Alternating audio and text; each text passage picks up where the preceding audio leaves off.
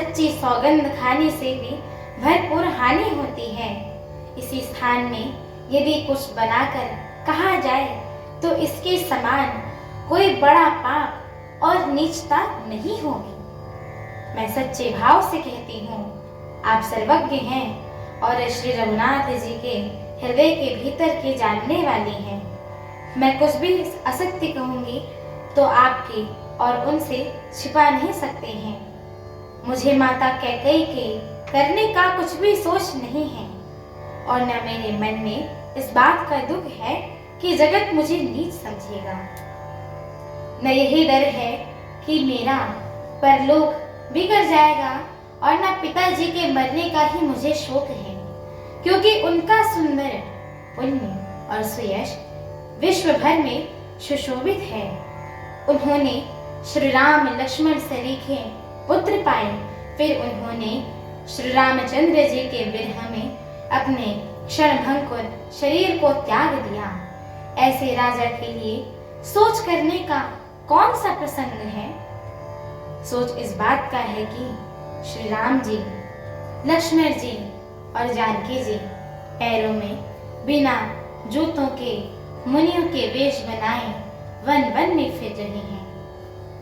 वे वल्कल वस्त्र पहने हुए हैं, फूलों का भोजन करे हुए हैं, पृथ्वी पर कुशा और पत्ते बिछाकर सोते हैं और वृक्षों के नीचे निवास करके नित्य सर्दी गर्मी वर्षा और हवा सहते हैं। इसी दुख के जलने से निरंतर मेरी छाती जलती रहती है। मुझे न दिन में भूख लगती है न रात को नींद ही आती है।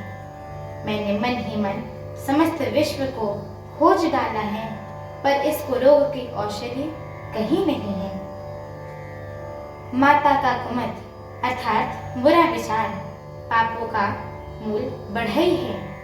उसने हमारे हित का बसूला बनाया, उससे कलह रूपी कुकाट का कुयंत्र बनाया है और 14 वर्ष की अवधि रूपी कठिन कुमंत्र पढ़कर उसी तंत्र को गाड़ दिया है। यहाँ माता का कुविचार बढ़ई है और भरत जी को राज बसूला है। राम जी का वनवास कुयंत्र है और 14 वर्ष की अवधि कुमंत्र है। मेरे लिए उसने यह सारा बुरा साज रचा और सारे जगत को छिन्न भिन्न करके नष्ट कर डाला।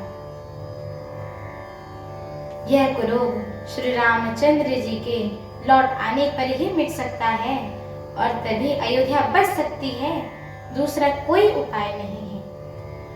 भरत जी के वचन सुनकर मुनि ने सुख पाया और सभी ने उनकी बहुत सी प्रकार से बढ़ाई की। मुनि ने कहा कि हे तात, अधिक सोच मत करिए। श्री रामचंद्र जी के चरणों का दर्शन करते ही सारा क्लेश एवं दुख मिट जाएगा। इस प्रकार मुनि श्रेष्ठ भरद्वाज जी ने उनका समाधान करके कहा कि अब आप लोग हमारे प्रेम प्रिय अतिथि बनिए और कृपा करके कंदमूल फल फूल जो कुछ हम दे स्वीकार करिए। हमारे आगे की श्री राम कथा को सुनने के लिए हमारे चैनल को लाइक शेयर सब्सक्राइब एवं कमेंट अवश्य करिएगा। एवं आप सभी सनातन प्रेमियों से हम दोनों बहनों का एक छोटा सा निवेदन है कि कृपया आप सभी हमारे श्री रामचरितमानस जी के इस मंगलमय पाठ को पूरा अवश्य सुना करिए, क्योंकि स्वयं परम पूज्यपाद श्रीमद गोस्वामी तुलसीदास जी महाराज ने कहा है कि जो भी नर नारी मनुष्य जीव जंतु एवं पशु पक्षी प्रभु श्री रामचरितमानस जी के इस मंगलमय पाठ को सुनते हैं, गाते हैं, कहते हैं एवं श्रवण करते हैं, उनके जन्म जन्मांतर के सारे पाप नष्ट हो जाते हैं। एवं आप सभी श्रोतागणों से हम दोनों बहनों का एक छोटा सा निवेदन है कि कृपया अगर हम दोनों बहनों से इस प्रभु श्री रामचरितमानस जी के पाठ में कोई त्रुटि हुई हो तो आप सभी श्रोतागण उसे क्षमा कीजिएगा। एक बार प्रेम से बोलिए, मर्यादा पुरुषोत्तम प्रभु श्री रामचंद्र की जय हो। जगत जननी माता जानकी की जय हो। लखन लाल की जय हो। अयोध्या धाम की जय हो। तुलसीदास जी महाराज की जय हो। एक एक बार प्रेम से बोलिए पवन सुत हनुमान की जय हो। जय श्री राम। जय श्री राम।